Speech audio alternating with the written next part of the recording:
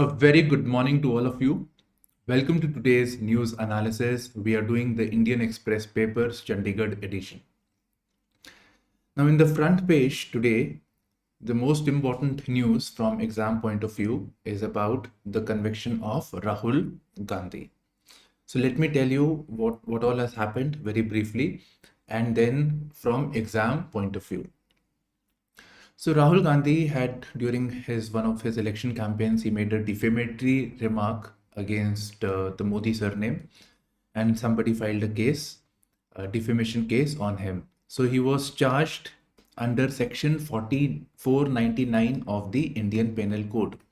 Section 499 and Section 500 of the Indian Penal Code provides for criminal punishment or imprisonment for defamatory remark. The maximum punishment is 2 years, fine, or both. So he was to be arrested, and the judgment was given by a sessions court in Gujarat. Now, if a person is punished for 2 years or more, then there is a law, that is Representation of People's Act, Section 8. It provides that if a person is convicted for 2 years or more, that person will be disqualified with immediate effect. So with the judgment, the person is disqualified, be it MP, be it MLA, will be disqualified. And further, there will be a ban on contesting election for the next 6 years.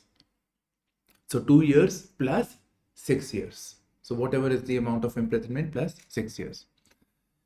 So Rahul Gandhi is disqualified on those grounds.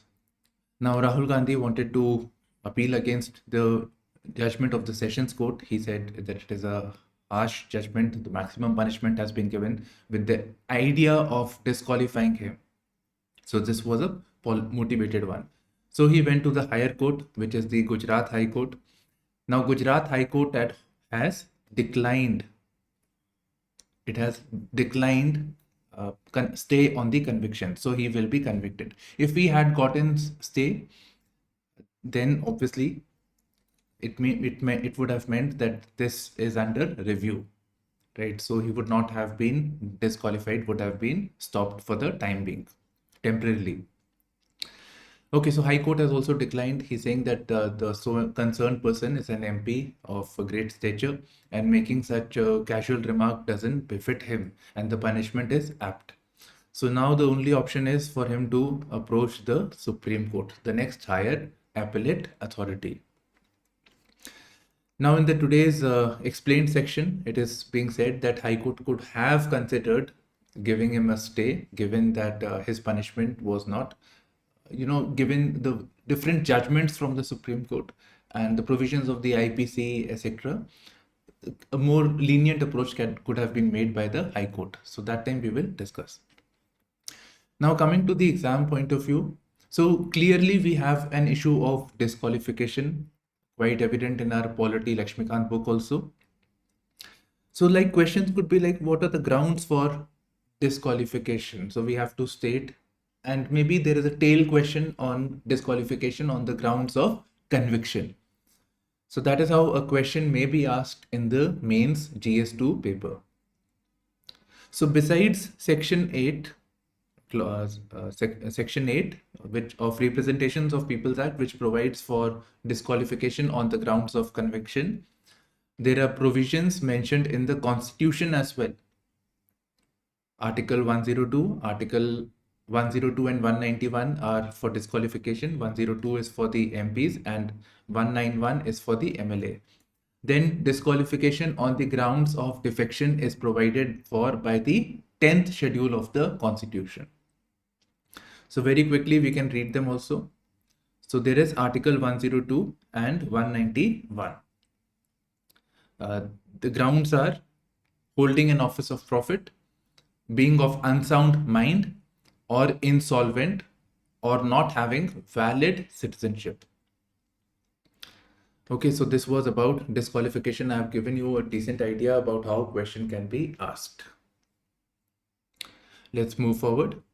Yes, Performance Grading Index or PGI.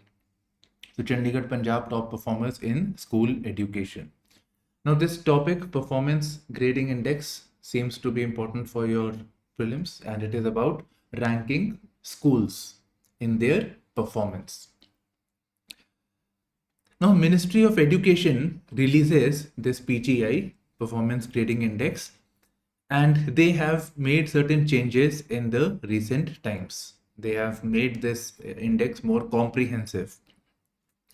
Earlier, the schools were being ranked mostly on the governance rather than quality of education.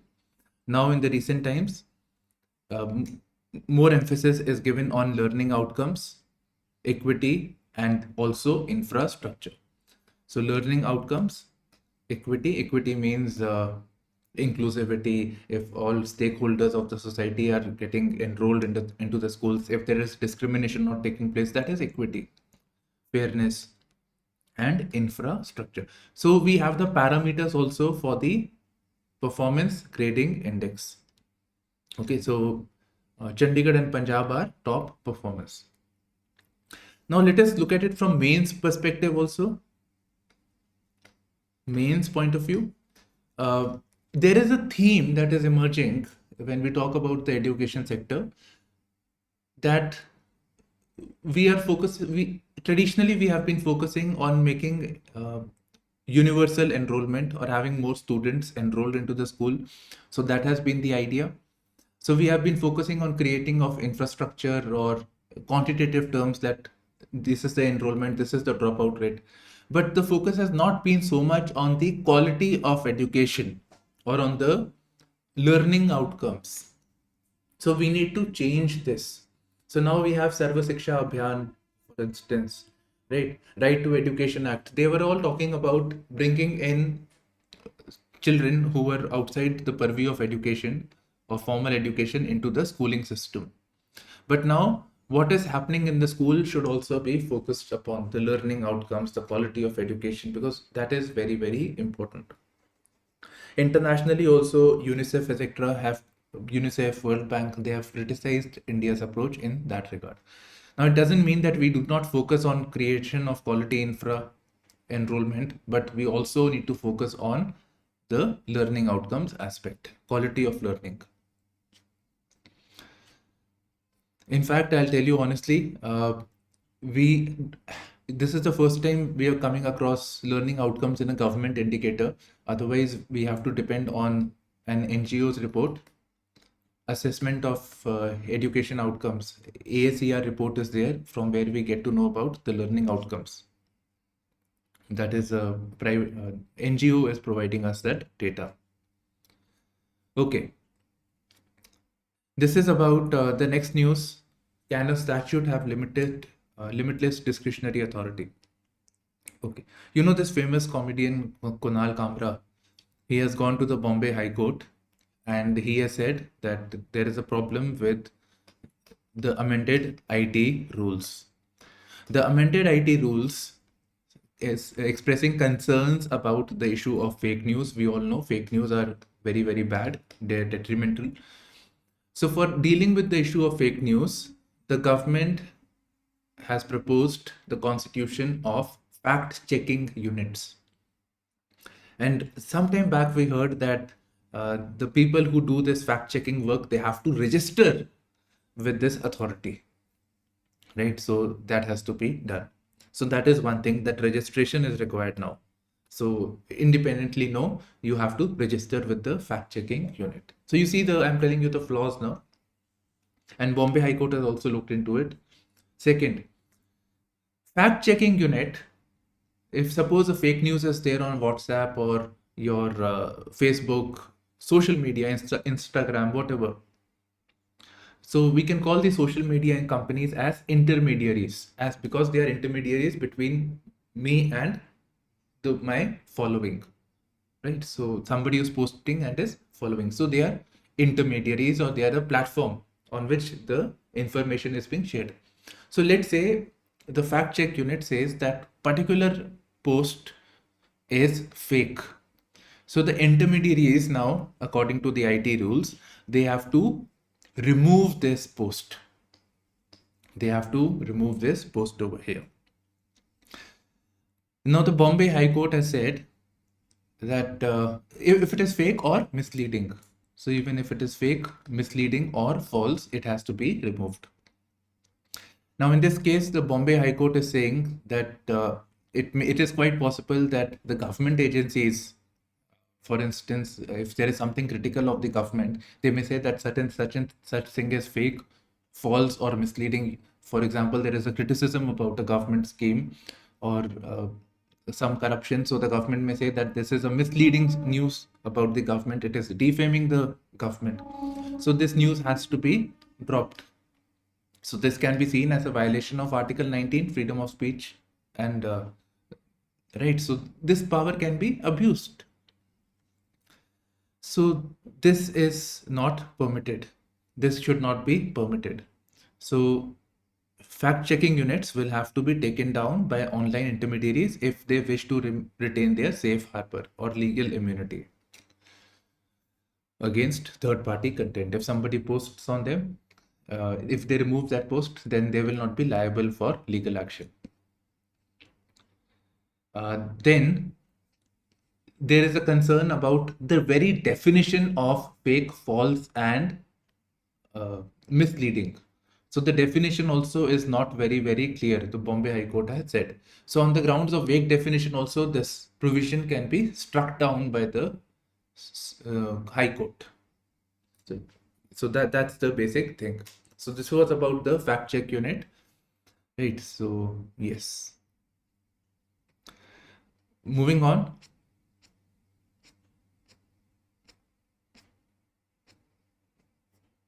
We have some regional news. Cultivating land. Okay.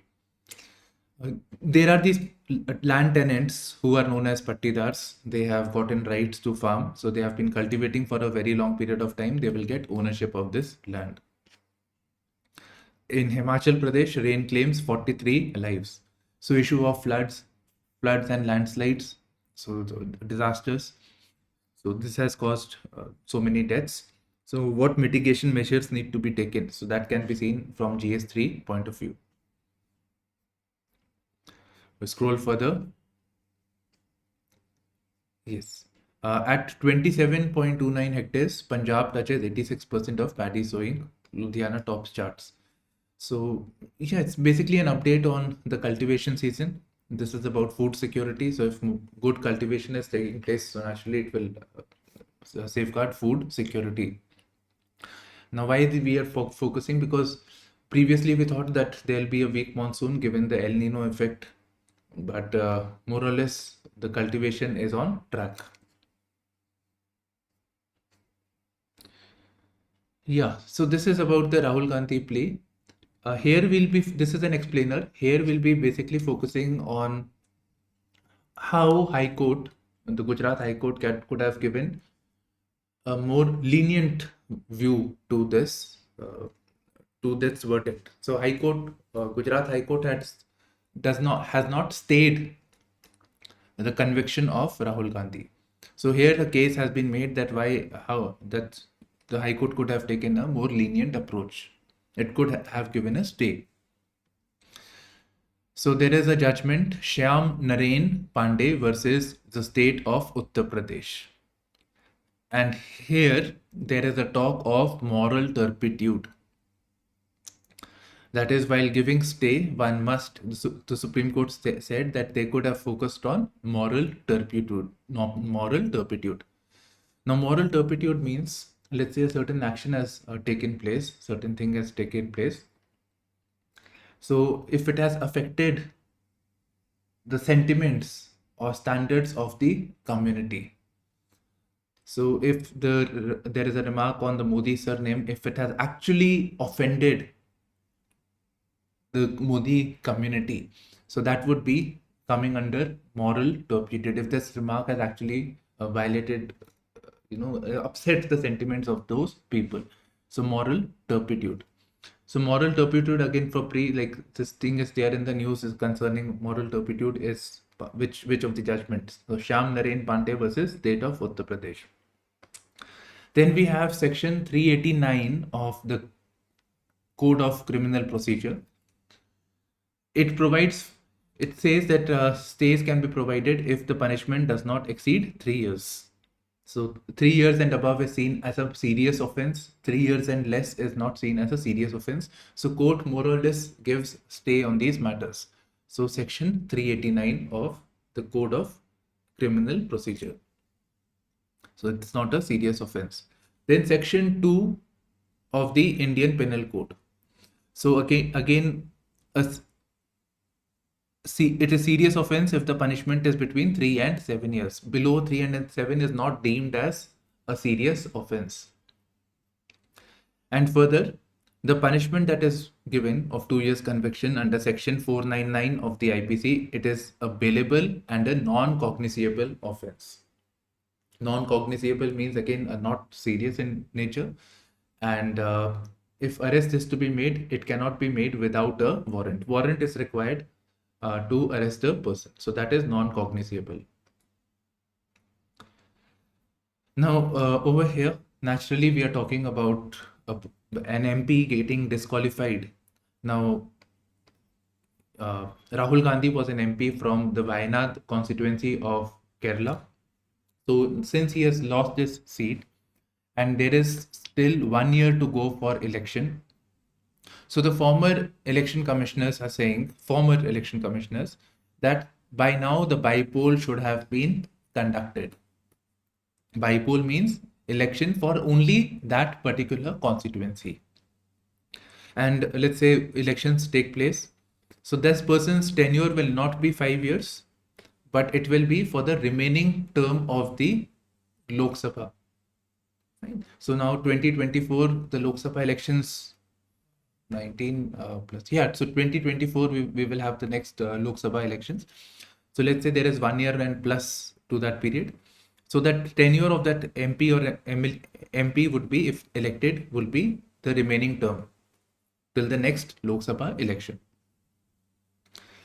Okay, so that is what it is saying. So I have been asked doubts about what is a by-poll election. So that's why I'm saying. Moving on. Post Galwan, so Ladakh issue that took place, Galwan issue, unfortunate incident. We had announced a ban on things made in China, some of the apps, etc. Now it has come to light that there is a deal of rupees 500 crores between BSNL and a Chinese company known as Whale Cloud Technology. Whale Cloud Technology, which interestingly will provide cloud technology. Cloud, you understand, right? OneDrive, Google Drive, etc. They are cloud. So cloud technology for storing recorded data. Fine. So, and with Chinese companies, we do have concern about them tapping into our conversations, etc. So we are providing them access to cloud record, making us cloud recording infrastructure. So BSNL, that too a state-run institution.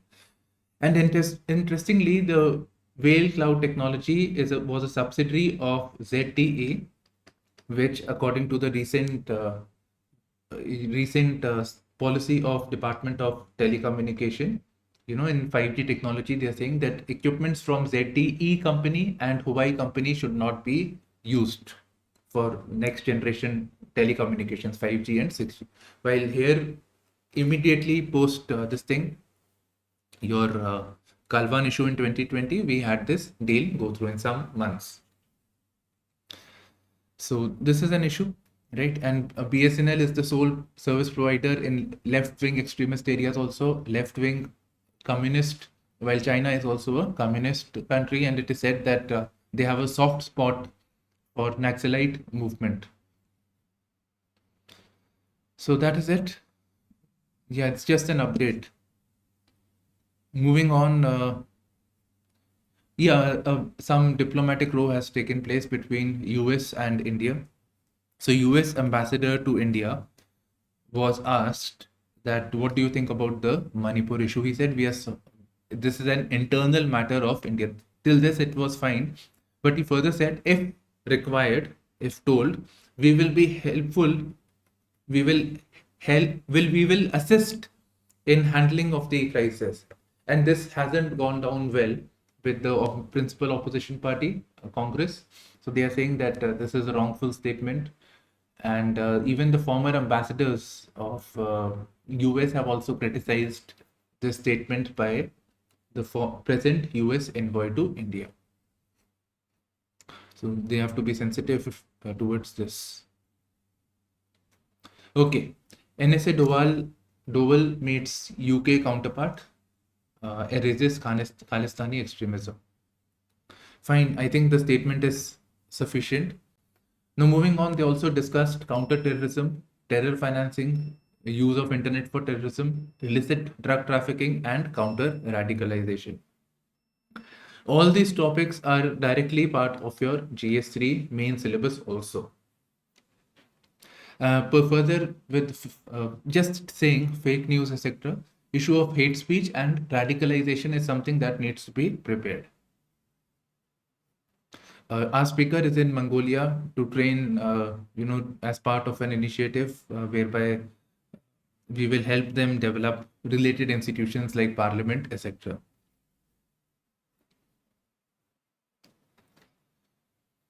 Next is the editorial page. So the main article that I'm covering today is the Rupee challenge, which is about internationalization of Rupee. So this is the main topic that I'm covering today. Okay.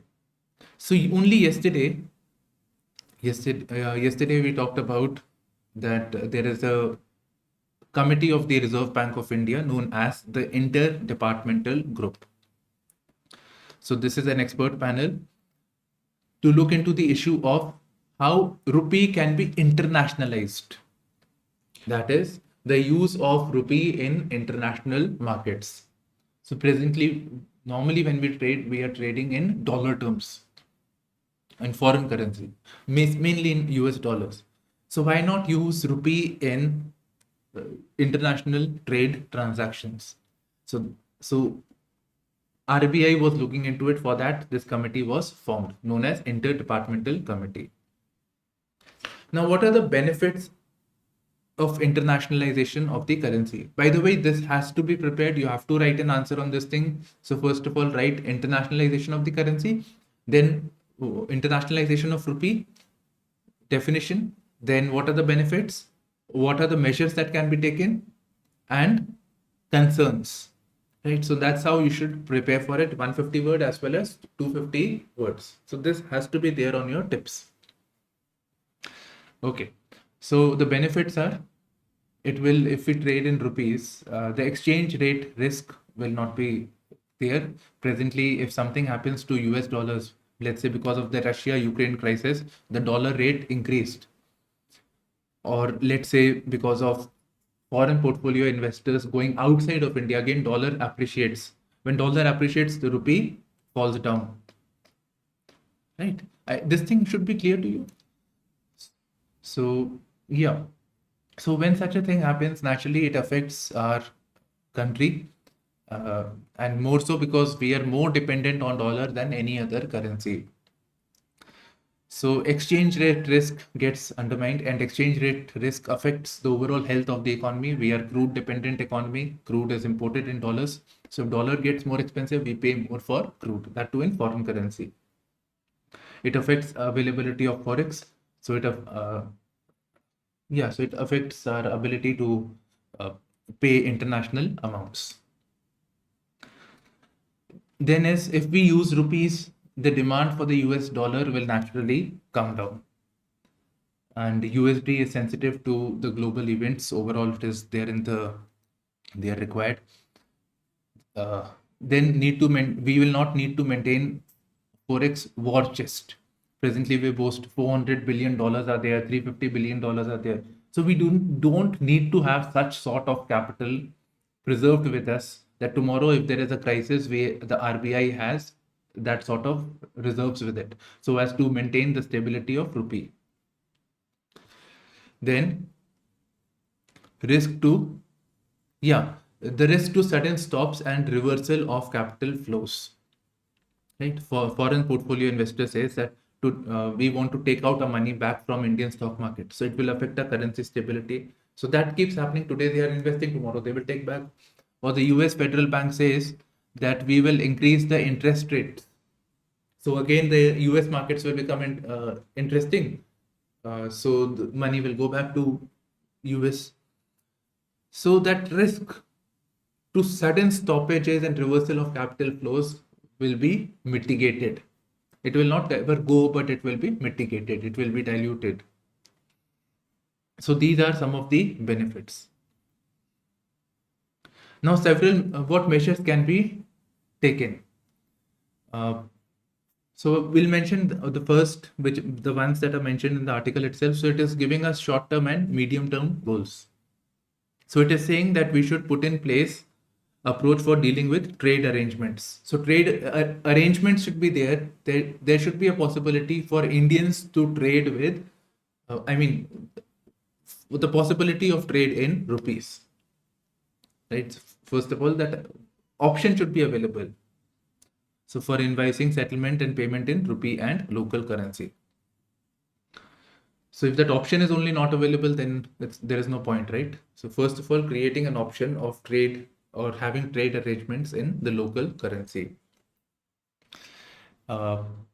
Yes, for this again, we are actually pushing other countries, like some of the countries like Bhutan, neighboring countries particularly, Bhutan, Sri Lanka, Iran, even Russia also, that please buy from us we will make you payments in rupees, and you also, yeah, we will trade in rupees or in local currencies. So we are doing that rather than focusing on dollar trade. Then is incentivizing exports to use Indian currency for trade settlements, incentivizing exporters. Then is integrating payment systems to provide seamless cross-border transactions. Fine. So first is trade arrangements, second is incentivizing exporters, then is integrating payment systems. Then medium term is synchronizing tax regimes of India and other financial centers. So looking at the tax systems also. Then allowing banking services in the rupee in India, of course, and also in other countries also. So that should be also there. Other countries also, rupee should be available. Then we can also look at inclusion of rupee in the IMF's SDR, special drawing rights. So presently we have 5 currencies: US dollar, Chinese currency, renminbi, yuan, euro. So those currencies are there. So rupee can also be, we can push for inclusion of rupee into the IMF. Now, what are the challenges? So first of all, there is little traction for such an idea. We did an arrangement with Russia that we will buy their crude in rupee terms, and Russia had to agree because there was sanction on Russia due to the Ukraine war. So we paid them money in rupees, but now Russia has a lot of rupees. They're saying that we do not import from India. What do we do with this rupee? We don't need things that are coming from India. Ultimately, to spend rupees, they will have to spend rupee, and rupee is used in India only. So this was a problem. Right. So now Russians are saying that you pay us in Chinese currency or any other currency also, that is fine with us. Dirham or yuan, any of these currencies. Then other issue I could think of is we need to have full convertibility of rupee. So we have current account convertibility, that is we can trade with when we are trading, we can use rupee to dollar easily. That conversion takes place. Right, when we buy iPhone, it's converted. We buy it in dollar terms, it is converted into rupee forms for us. We don't even know. But we do not have capital account convertibility. So, and we are uncomfortable with this concept. We're considering that we should be doing it, but we are still circumspect. So we will have to look at full convertibility of rupee. Right. So these are certain issues. So trade linkages with other countries will grow stronger. More space will be created for using the rupee in international transactions, but a cautious approach is cause for. So conclusion is mentioned over here. So let's zoom out. Next, we have the international news, the world page. Yellen criticizes China's actions against US companies. Okay. So their Treasury Secretary of US visited China, and just before her visit, Chinese had put a sanctions, it put tough actions on against US firms and export controls on some minerals. Right, so some regulation of export controls, especially those which are required for semiconductors. So US is any of the countries sensitive to this. So China has put a restriction on minerals that are coming from US. Sorry, minerals that will go out from, they are exported to US. So a restriction is put here. So naturally, this is sensitive to US. Meanwhile, China has reverted that in 2022 October, the US had put restriction to the access of high-end technology and in microchips companies. So Biden administration has done. So they say that this is also unfair. So maybe this is going to be a quid pro quo arrangement that you remove this, we will remove this. NATO, the defensive alliance against Russia. So it pledges entry to Ukraine. That is, Ukraine shall become a member to the NATO alliance. So presently there are 31 countries, right? Ukraine is not part of it. In fact, the inclusion of Ukraine into NATO, the very thought of inclusion of Ukraine into NATO was one of the reasons for Russia's special military operation against Ukraine. Fine. So this was one of the reasons, because Ukraine is seen as a buffer zone between the NATO region and Russia. So having prevalence of NATO over here would mean nuclear assets, etc., against Russia, much closer to its borders. So it makes Russia more vulnerable. So they are very, very sensitive to this issue. This is one of the reasons why the war also started. One of the reasons. Okay. Next is South Korea says, yeah. So in Japan, there used to be a nuclear facilities known as the Fukushima project, nuclear project. In 2012 or 2013, there was a tsunami, because of which there was a failure of this nuclear site, and actually a bomb blast had taken place. But it was not a nuclear explosion. So the Japanese decided that all their nuclear facilities, they are going to stop. From now on, we'll move to thermal, etc., sources of energy. Okay. Now in Fukushima, the water had come into this facility, and so the water got contaminated with radioactive waste. Now they want to end the system and release this water into the sea. But before releasing, they will treat it for radioactive waste. In fact, they have already treated. Fine. So water is there, contaminated with radioactive waste. They want to release it in sea. Now, when it is released in sea, there is obviously a concern about contamination, radioactive contamination. So people in Japan are not happy. People in neighboring countries like South Korea, etc., are not happy with this thing. In fact, there was actually a hoarding of water that took place in South Korea. Now, South Korea is saying that they are okay with the treatment, and it is conforming to the global safety standards. Right, so they have toned down their criticism of Japan.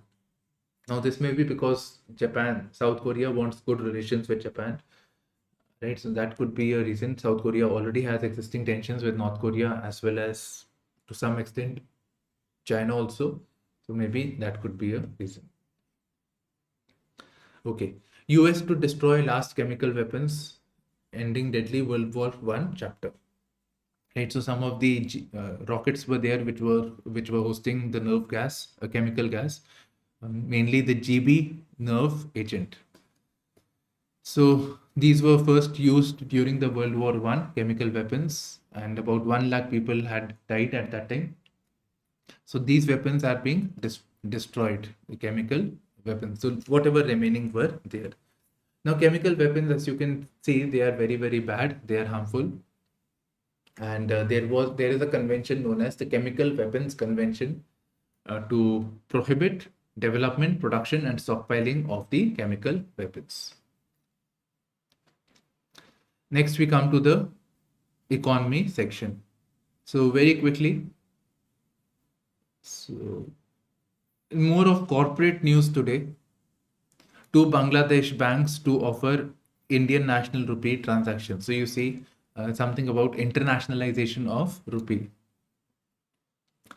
Okay, so I don't think we have to cover this. This is more of corporate news. Now we come to the explained section. The first news is cluster munitions. Cluster munitions is a kind of bomb or a rocket. So rocket normally has a bomb, right? So you can imagine a missile. So this bomb goes into the air, right? It goes, and somewhere in the air, it blasts, and it releases small bomblets. So it releases cluster of bomblets, smaller bombs. So these are used in artillery. These are used to inflict damage on a wide area, to inflict damage on tanks, equipments, troops, because you can see one rocket will hit only one particular side, but bomblets, it scatters in different directions. So more damage is incurred. The damage is spread over a bigger area. Okay. Now with the cluster munitions, first of all, US has decided that it will provide Ukraine with cluster munitions against Russia, right? So this they will do. Fine. Now, what is the problem? Cluster munitions are obviously causing a lot more damage. So that is one thing. The other thing is that these cluster munitions have high dud rate. That is, you fire them, they don't blast, and they remain on the ground. Fine, so that's fine. So, but the thing is that this is still live munition. Sometime later, due to accident or for whatever reason, it may blast. And because of this, many innocent people, civilians, have lost their lives. And therefore, there is actually a convention on banning the use of cluster munitions because of their high dud rate. However, US, Russia, Ukraine have not signed on it. We'll have to check for India. I haven't checked, but I don't think India has also signed on this thing, cluster munitions. Okay, so this is one news. Then there is a news about brain-eating amoeba, which was responsible for killing a teenager in Kerala, and its scientific name is Naegleria fowleri. It is a single-cell organism. Amoeba is single-cell organism. It has this is like amoeba, cell membrane, nucleus, and cytoplasm. Okay, now we have news about China's slowing economy. So on various counts, be it unemployment data, manufacturing, right, various counts, we see that China's economy is slowing down, right? There is some issues with the Chinese economy. The issue arises as to what are the implications for India, right? We are not concerned about the Chinese economy as such, but what are the concerns for India? We have to look at it from India's perspective. So typically we see that if Chinese economy goes down, we expect more investments coming into the Indian economy. So that is one way of looking at it. But normally what is seen is when the China's economy slows down, it means the global economy is slowing down. It affects the Indian economy adversely. The demand for Indian exports, etc., comes down. So it's normally not good for the Indian economy. But yes, movement of capital, etc., if it takes place, generally it is considered good. Now, in the previous news, I forgot to mention, if with all these tensions that are going on between China and US with trade sanctions and everything, so US companies may look to hedge against China. That is, they would look at other markets, tap in, and India seems to be a good fit in this regard. Right. So this is it from today's newspaper. So this concludes the news analysis for today. So thank you for streaming into our channel, IASPrimers, with me, Shubhashish. Bye bye.